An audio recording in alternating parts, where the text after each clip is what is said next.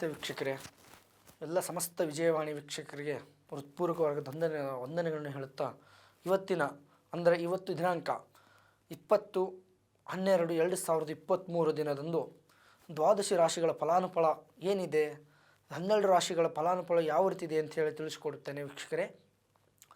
ನಾನು ನಿಮ್ಮ ಪ್ರಧಾನ ತಾಂತ್ರಿಕ ರಾಘವೇಂದ್ರ ಕುಲಕರ್ಣಿ ಮಾಡುವ ನಮಸ್ಕಾರ ಎಲ್ಲರಿಗೂ. ಮೊದಲನೇದಾಗಿ ಮೇಷರಾಶಿಯವರಿಗೆ 2 ದಿನಗಳ ಕಾಲ ಹೋಗಿರುವಂಥ ಎಪಿಸೋಡ್ ಬಂದು ತಿಳಿಸ್ಕೊಟ್ಟಿದ್ದೆ. 2 ದಿನಗಳ ಕಾಲ ಸ್ವಲ್ಪ ಭಾಳಷ್ಟು ಯೋಗವಿದೆ. ಅದೇ ದಿನದಂದು 20ನೇ ತಾರೀಕಿನಂದು ಸ್ವಲ್ಪ ಯೋಗ ಇದೆ. ಅವರ ಕೆಲಸ ಕಾರ್ಯಗಳಲ್ಲಿ ಭಾಳಷ್ಟು ಜಾಗೃತವಾಗಿರ್ತಾರೆ. ಎಲ್ಲ ಕೂಡ ಮಾಡಿ ವೀಕ್ಷಕರೇ. ಅದೇ ದಿನ ಕೂಡ ಶುಭವಾಗುತ್ತೆ. ನಮಗೆ ಶುಭ ಗಳಿಗೆನೂ ಇದೆ, ಶುಭ ನಕ್ಷತ್ರ ಇದೆ. ಏನೇ ಒಂದು ಕೆಲಸ ಮಾಡಿ ಆದಷ್ಟು ಬೇಗ ಒಳ್ಳೆಯದಾಗುತ್ತೆ. ನಿಮಗೆ ಚಿಂತೆ ಮಾಡಿಬಿಡಿ ವೀಕ್ಷಕರೇ, ಒಳ್ಳೆ ಟೈಮ್ ಬಂದಿದೆ. ನೀವು ಇಷ್ಟು ದಿನ ಏನು ಕಳ್ಕೊಂಡಿದ್ದೀರಲ್ಲ, ಈ 2 ದಿನದಲ್ಲಿ ಭಾಳಷ್ಟು ಜಯಶಾಲಿ ಆಗುತ್ತೆ ವೀಕ್ಷಕರೇ. ಶುಭವಾಗಲಿ, ಶುಭ ದಿನ. ಮುಂದಿನ ರಾಶಿ ವೃಷಭ ರಾಶಿ. ಈ ವೃಷಭ ರಾಶಿಯವರಿಗೆ 2 ದಿನಗಳ ಕಾಲ ಹೋಗಲಿ. ಈಗ 19, 20 ಆಗಿರ್ಬೋದು, 21 ಆಗಿರ್ಬೋದು, 22 ಆಗಿರ್ಬೋದು. ಈ ಸ್ವಲ್ಪ 4 ದಿನಗಳ ಕಾಲ ಸ್ವಲ್ಪ ಹೋದ ನಿಜವಾದರೆ ಕೆಲಸ ಕಾರ್ಯಗಳಲ್ಲಿ ಆರೋಗ್ಯದಲ್ಲಿ ಬದಲಾವಣೆಗಳು ಭಾಳಷ್ಟು ಚೇತರಿಕೆ ಆಗುತ್ತೆ.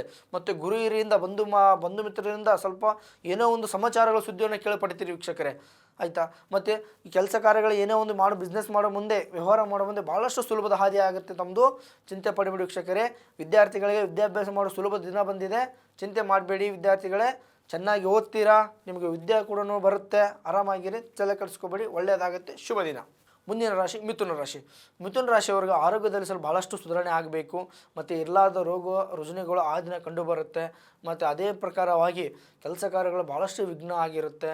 ಮತ್ತು ನೀವೇನಾದರೂ ಹಾಸ್ಪಿಟ್ಲಿಗೆ ಏನೋ ಒಂದು ಸ್ವಲ್ಪ ಸಣ್ಣ ಸೂಕ್ಷ್ಮ ಬಂದರೂ ಕೂಡ ಇಮಿಡಿಯೇಟ್ಲಿ ನೀವು ಡಾಕ್ಟರ್ ಸಲಹೆಯನ್ನು, ವೈದ್ಯರ ಸಲಹೆಯನ್ನು ನೀವು ಪಡಿಬೇಕು ವೀಕ್ಷಕರೇ. ಪಡೆದಿಲ್ಲ ಅಂದರೆ ಮುಂದೆ ಆಗುವಂಥ ಕ್ರಮಕ್ಕೆ ನೀವು ದಾರಿ ಮಾಡಿಕೊಟ್ಟಂಗೆ ಆಗುತ್ತೆ. ಸ್ವಲ್ಪ ಗಮನ ಇಟ್ಟು ಏನೋ ಒಂದು ಕೆಲಸ ಮಾಡಿ ಗಮನದಲ್ಲಿ ಇಟ್ಕೊಳ್ಳಿ, ಒಳ್ಳೆಯದಾಗುತ್ತೆ. ಶುಭ ದಿನ, ಶುಭಗಳಿಗೆ. ಮುಂದಿನ ರಾಶಿ ಕರ್ಕ ರಾಶಿಯವರು ಯಾವುದೇ ಒಂದು ವಿಚಾರ ಆಗಿರ್ಬೋದು, ಅಂದರೆ ತಂದೆ ತಾಯಿ ಆಗಿರ್ಬೋದು, ಮಕ್ಕಳು ಆಗಿರ್ಬೋದು, ಎಲ್ಲವನ್ನು ಕೂಡ ಸರಿಸಮಾನ ಎಂದು ಹೋಗಿ ಆ ದಿನ ಕೋಪವನ್ನು ಸ್ವಲ್ಪ ಕಂಟ್ರೋಲ್ ಇಟ್ಕೊಳ್ಳಿ ವೀಕ್ಷಕರೇ. ಆ ದಿನ ನೀವು ಕೋಪ ತಾಪತ್ರ ಏನಾದರೂ ಬಂದರೆ ಆ ದಿನ ನೀವು ಆ ಕ್ಷಣಕ್ಕೇ ಸಮಾಧಾನವಾಗಿರಿ. ಅಂಥದ್ದೇ ಕೋಪ ಬಂದರೂ ಕೂಡ ಕ್ಷಣಿಕವಾಗಿರುತ್ತೆ. ಅದಕ್ಕೆ ನೀವು ವಿರುದ್ಧವಾಗಿ ಏನು ಕೂಡ ಮಾಡಲಿಕ್ಕೆ ಹೋಗಬೇಡಿ. ಯಾಕೆ ಮಾಡಿದ್ದ ನಿಜವಾದರೆ ಎಲ್ಲ ಕೂಡ ಸಂಪೂರ್ಣ ಕಳ್ಕೋಬೇಕಾಗಿರುತ್ತೆ ವೀಕ್ಷಕರೇ. ಅದಕ್ಕೆ ಆ ದಿನ ಸ್ವಲ್ಪ ಜಾಗೃತವಾಗಿರಿ ಅಷ್ಟೇ. ಕೋಪ ಏನೋ ತಾಪತ್ರಗಳು ಬಂದರೆ ಸ್ವಲ್ಪ ಸಮಾಧಾನದಿಂದ ವರ್ತಿಸಿ. ನಿಮ್ಮ ಮಿಸ್ಸಸ್ಸು ನಿಮಗೆ ಎದುರು ಹೇಳ್ಬೋದು, ನಿಮ್ಮ ತಂದೆ ತಾಯಿಯರು ಎದುರು ಹೇಳ್ಬೋದು, ಅಥವಾ ಕೆಲಸ ಮಾಡೋ ಜಾಗದಲ್ಲಿ ಎದುರು ಏನಾದರೂ ಮಾತಾಡ್ಬೋದು. ಆ ದಿನ ನೀವು ಸಂಪೂರ್ಣವಾಗಿ ಸುಮ್ಮನಿರಿ, ಒಳ್ಳೆಯದಾಗುತ್ತೆ. ಶುಭ ದಿನ ಇದೆ. ಸ್ವಲ್ಪ ಸಮಯ ಕೆಟ್ಟೋದಿರೋದ್ರಿಂದ ಜೀವನ ಪೂರ್ತಿಯನ್ನು ಕೆಟ್ಟದಿರೋದಿಲ್ಲ ವೀಕ್ಷಕರೇ. ಆ ದಿನ ಕೆಟ್ಟದಿದೆ. ಸ್ವಲ್ಪ ಶಾಂತಿಯಿಂದ ವರ್ತನೆ ಮಾಡಿ. ಶುಭವಾಗಲಿ, ಶುಭ ದಿನ. ಮುಂದಿನ ರಾಶಿ ಸಿಂಹರಾಶಿಗೆ ರವಿ ಅಧಿಪತಿ ಆಗಿದ್ದರಿಂದ ಸೂರ್ಯ ಹಿಂಭಾಗದಲ್ಲಿ ಬರ್ತಿದ್ದಾನೆ ವೀಕ್ಷಕರೇ. ನಾನು ಹೇಳಿದೆ, ಹೋಗಿರುವಂಥ ಎಪಿಸೋಡ್ನಲ್ಲಿ ನಿಮಗೆ ತಿಳಿಸ್ಕೊಟ್ಟೆ, ಯಾವುದೇ ಒಂದು ಕೆಲಸ ಮಾಡೋದು ಭಾಳ ಜಾಗೃತವಾಗಿ ಮಾಡಬೇಕು ವೀಕ್ಷಕರೇ. ಏನೇ ಒಂದು ಬರೀ ಅಡೆತಡೆಗಳನ್ನೇ ಭಾಳ ಇದೆ ಸಿಂಹರಾಶಿಯವರಿಗೆ, ಹೌದಾ. ಎದಕ್ಕೆ ಅಡೆತಡೆಗಳಿದೆ? ಸಿಂಹರಾಶಿಯವರಿಗೆ ಸೂರ್ಯ ಹಿಮ್ಮುಖವಾಗಿ ಬರ್ತಾ ಇದ್ದಾನೆ, ಹೌದಾ. ಅದಕ್ಕೆ ಕಾರಣದಿಂದ ನೀವು ಯಾವುದೇ ಒಂದು ವ್ಯವಹಾರ ಮಾಡೋದಿದ್ದರೆ ಜಾಗೃತವಾಗಿ ಮಾಡಬೇಕು. ಮುಂದುಳಿದ್ರೂ ಕೂಡ ಪರವಾಗಿಲ್ಲ ವೀಕ್ಷಕರೇ.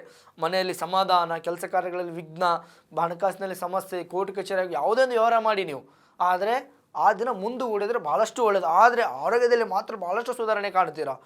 ಶುಭವಾಗುತ್ತೆ, ಶುಭ ದಿನ, ಒಳ್ಳೆಯದಾಗಲಿ. ಮುಂದಿನ ರಾಶಿ ಕನ್ಯಾ ರಾಶಿಯವರು ಆರೋಗ್ಯದಲ್ಲಿ ಸುಧಾರಣೆ ಆಗಬೇಕು. ಮತ್ತು ತದನಂತರ ಹಣಕಾಸು ವಿಚಾರಕ್ಕೆ ಸಂಬಂಧಪಟ್ಟಂತೆ ವೀಕ್ಷಕರೇ ಭಾಳಷ್ಟು ಖರ್ಚಿನ ವಿಚಾರದಲ್ಲಿ ನೀವು ನಿಮ್ಮ ಹತೋಟಿಯಲ್ಲಿ ಇರಬೇಕು.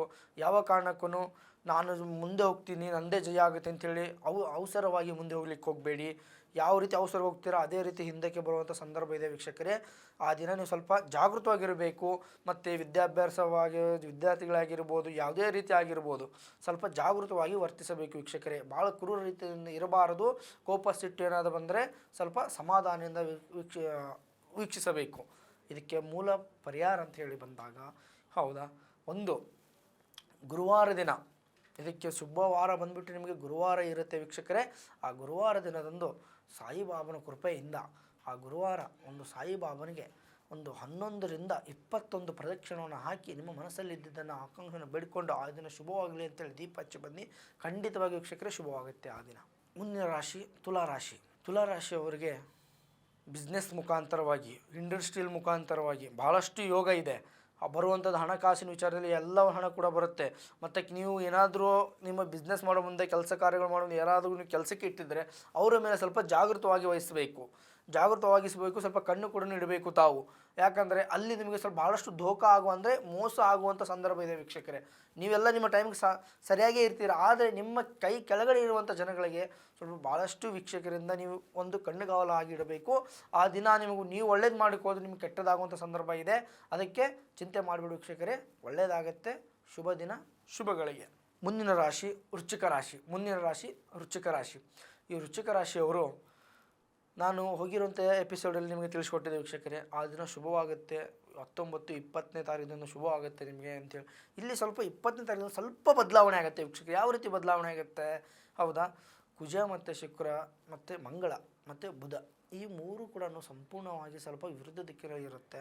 ಆದ ಕಾರಣ ಸ್ವಲ್ಪ ನೀವು ಮಾಡುವಂಥ ಕೆಲಸ ಕಾರ್ಯಗಳು ಏನೇ ಆಗಿರ್ಬೋದು ಸ್ವಲ್ಪ ವಿರುದ್ಧ ದಿಕ್ಕಿನಲ್ಲಿ ಇರುತ್ತೆ ವೀಕ್ಷಕರೇ. ಯಾವ ಕಾರಣ ಹೆದರುವಂಥದ್ದು ಬೇಡ. ನಾನು ಏನೇ ಮಾಡಿದ್ರು ಕೂಡ ರಿವರ್ಸ್ ಆಗ್ತಿದ್ದಿಲ್ಲಪ್ಪ, ಎಲ್ಲ ಕೂಡ ಒಳ್ಳೇದು ನಡೆಯೋ ಟೈಮಲ್ಲಿ ಸಡನ್ಲಿ ಯಾಕೆ ರಿವರ್ಸ್ ಆಯಿತು, ಅದಕ್ಕೆ ಭಯಪಡುವಂಥದ್ದು ಬೇಡ ವೀಕ್ಷಕರೇ. ಅದು ಜಾತಕ ಅನುಸಾರ ಫಲವಾಗಿ ನಿಮಗೆ ಕಂಡು ಬಂದಿದ್ದು. ಅದಕ್ಕೆ ಪ್ರತಿ ಮಂಗಳವಾರ ದಿನದಂದು ಹೌದಾ, ಅಲ್ಲಿ ಏನಾದರೂ ನಿಮ್ಮ ಮನೆ ಕಡೆ ಆಗಿರ್ಬೋದು, ಇಲ್ಲದೇ ಇರ್ಬೋದು, ಹೌದಾ, ಬನ್ನಿ ಮರ ಅಂತ ಇರುತ್ತೆ, ಬನ್ನಿ ಮರಕ್ಕೆ ಒಂದು 21 ಪ್ರದಕ್ಷಿಣೆ ಹಾಕಿ ಬನ್ನಿ ಮತ್ತೆ ಹಾಕಿಬಿಟ್ಟು ಬಂದು ತದನಂತರ ನಿಮ್ಮ ಕೆಲಸ ಕಾರ್ಯಗಳಿಗೆ ಹೋಗಿ ಒಳ್ಳೆಯದಾಗತ್ತೆ, ಶುಭವಾಗುತ್ತೆ. ಶುಭ ದಿನ. ಮುಂದಿನ ರಾಶಿ ಮಕರ ರಾಶಿ. ಈ ಮಕರ ರಾಶಿಯವರು ಆ ದಿನ ಆ ಸಮಯಕ್ಕೆ ನೀವು ಏನೇ ಒಂದು ಒಳ್ಳೇದು ಮಾಡಿದ್ರೆ ಲೇಟಾಗಿ ಡಿಸಿಷನ್ ತೊಗೊಳ್ಳಿಕ್ಕೆ ಹೋಗಬೇಡಿ. ನಿಮ್ಮ ಟೈಮಿಗೆ ಏನು ಬರುತ್ತೆ, ನಿಮ್ಮ ತಲೆಯಲ್ಲಿ ಏನು ಬರುತ್ತೆ ಅದನ್ನೇ ಆವಾಗಲೇ ಮಾಡಿ, ಅದಕ್ಕೆ ನಿಮಗೆ ಪ್ರತಿಫಲ ಬರುತ್ತೆ. ನಾನು ಯೋಚನೆ ಮಾಡ್ತೀನಿ, ನಾನು ಸ್ವಲ್ಪ ಟೈಮ್ ಕೊಡಿ ಅಂತ ಯಾವ ಕಾರಣಕ್ಕೂ ಹೇಳಲಿಕ್ಕೆ ಹೋಗಬೇಡಿ ವೀಕ್ಷಕರೇ. ಯಾರು? ಮಕರ ರಾಶಿಯವರು. ಈ ಮಕರ ರಾಶಿಯವರಿಗೆ ಆ ದಿನ ನೀವೇನೇ ಮಾಡೋದು ಜಯಶೀಲ ಆಗುತ್ತೆ. ಮತ್ತು ಆರೋಗ್ಯದಲ್ಲಿ ಸಮಸ್ಯೆ ನಿಮ್ಮ ಕಟ್ಟಿಟ್ಟ ಬುತ್ತಿದೆ. ಆ ದಿನ ವಾಹನ ಚಲಾಯಿಸುವಾಗ ಏನಾದರೂ ಆಗಿದ್ದರೆ ನಿಜವಾದರೆ ಸ್ವಲ್ಪ ಸೂಕ್ಷ್ಮ ರೀತಿಯಿಂದ ವರ್ತಿಸಬೇಕು. ಸೂಕ್ಷ್ಮ ಹಾದಿಯಲ್ಲಿ ಹೋಗಿ ಒಳ್ಳೆಯದಾಗುತ್ತೆ, ಶುಭವಾಗುತ್ತೆ. ಶುಭ ದಿನ. ಮುಂದಿನ ರಾಶಿ ಕುಂಭರಾಶಿ. ಈ ಕುಂಭರಾಶಿಯವರಿಗೆ ಆದಷ್ಟು ಬೇಗ ಕೆಲಸ ಕಾರ್ಯಗಳು, ಮಂಗಳ ಕಾರ್ಯಗಳು ದೊರೆಯುವಂಥ ಸಂದರ್ಭ ಇದೆ. ಏನಾದರೂ ಹೊಸದಾಗಿ ಖರೀದಿ ಮಾಡುವಂಥ ಯೋಗ ಇದೆ, ಅಥವಾ ಯಾರ್ದು ಎಂಗೇಜ್ಮೆಂಟ್ ಆಗಿಲ್ಲ ಅಥವಾ ಯಾರ್ದು ಮದುವೆ ಆಗಿಲ್ಲ, ಆ ದಿನ ಸಂಪೂರ್ಣವಾಗಿ ಸಮಯಕ್ಕೆ ಒಳ್ಳೆಯದಾಗುವಂಥ ಸೂಚನೆಗಳು ಕಂಡು ಬರ್ತಾ ಇರುತ್ತೆ. ಹೌದಾ, ಮತ್ತು ಯಾವುದೇ ಒಂದು ಕೆಲಸ ಕಾರ್ಯಗಳು ಮಾಡೋದಿದ್ದರೆ ಬಿಸ್ನೆಸ್ ಆಗಿರ್ಬೋದು, ರೈತ ಆಗಿರ್ಬೋದು, ಅಥವಾ ಹೋಟೆಲ್ ಇಂಡಸ್ಟ್ರಿ ಆಗಿರ್ಬೋದು, ಹೌದಾ, ಯಾವುದೇ ಒಂದು ಮಾಡಿ ಜಯಶಾಲಿ ತಮ್ಮದಾಗತ್ತೆ. ಭಾಳಷ್ಟು ಶುಭ ಸೂಚನೆಗಳಿದೆ. ಅದಕ್ಕೆ ಹೆದರುವಂಥದ್ದು ಬೇಡಿ. ಆ ದಿನ ಅದೇ ರೀತಿಯಾಗಿರಲಿ, ತಲೆ ಕೆಡಿಸ್ಕೊಳ್ಳಿ ವೀಕ್ಷಕರೇ. ಸ್ವಲ್ಪ ಶನಿವಾರ ದಿನದಂದು ಸ್ವಾಮಿ ಶನೇಶ್ವರ ಮಹತ್ವ ದೇವಸ್ಥಾನಕ್ಕೆ ಸ್ವಲ್ಪ ಅಭಿಷೇಕವನ್ನು ಮಾಡಿ ಬರಬೇಕು, ಒಳ್ಳೆಯದಾಗುತ್ತೆ. ಶುಭ ದಿನ, ಶುಭ. ಮುಂದಿನ ರಾಶಿ ಮೀನರಾಶಿ. ಮೀನರಾಶಿಯವರು ಯಾವುದೇ ಒಂದು ಆಗಿರ್ಬೋದು, ವಿಚಾರಕ್ಕಾಗಿರ್ಬೋದು, ಗಂಡ ಹೆಂಡತಿ ಆಗಿರ್ಬೋದು, ಮಕ್ಕಳೊಡನೆ ಆ ದಿನ ಜಗಳ ಆಗುವ, ಸ್ವಲ್ಪ ಮನಸ್ತಾಪ ಆಗುವಂಥ ಸಂದರ್ಭ ಇದೆ ವೀಕ್ಷಕರೇ. ತಮ್ಮ ಮಡದಿಯೊಂದಿಗೆ ಸ್ವಲ್ಪ ಮನಸ್ತಾಪ ಆಗ್ಬೋದು, ಮಕ್ಕಳೊಂದಿಗೆ ಮನಸ್ತಾಪ ಆಗ್ಬೋದು, ತಂದೆ ತಾಯಿಗೆ ಮನಸ್ತಾಪ, ಕೆಲಸ ಮಾಡೋ ಜನಗಳ ಜೊತೆ ಮನಸ್ತಾಪ ಆಗ್ಬೋದು. ಮತ್ತು ನೀವು ಕೆಲಸ ಮಾಡಿದಾಗ ನಿಮ್ಮ ಹೈಯಲ್ಲಿ ಪೋಸ್ಟ್ ಮೇಲಿರುವಂಥ ವ್ಯಕ್ತಿಗಳಿಂದ ತಮಗೆ ಮನಸ್ತಾಪ, ಅವಮಾನ ಆಗ್ಬೋದು. ಆ ದಿನ ಸ್ವಲ್ಪ ಏನು ಕೂಡ ಜಾಗೃತವಾಗಿರಿ. ಆದಷ್ಟು ಆ ದಿನ ನೀವು ಸಂಪೂರ್ಣ ಒಂದು ದಿನ ರಜೆ ಹಾಕಿದ್ರು ಕೂಡ ಪರವಾಗಿಲ್ಲ ವೀಕ್ಷಕರೇ. ಆ ದಿನ ರಜೆ ಹಾಕಿದ ನಿಜವಾದರೆ ಮನೆ ಮಂದಿಗೆಲ್ಲ ಸ್ವಲ್ಪ ಸಂಪೂರ್ಣ ಸಮಾಧಾನ ಇರುತ್ತೆ. ಆ ದಿನ ನಿಮ್ಮ ಸಿಟ್ಟು, ಕೋಪ ಹತೋಟಿಯಲ್ಲಿರಬೇಕು.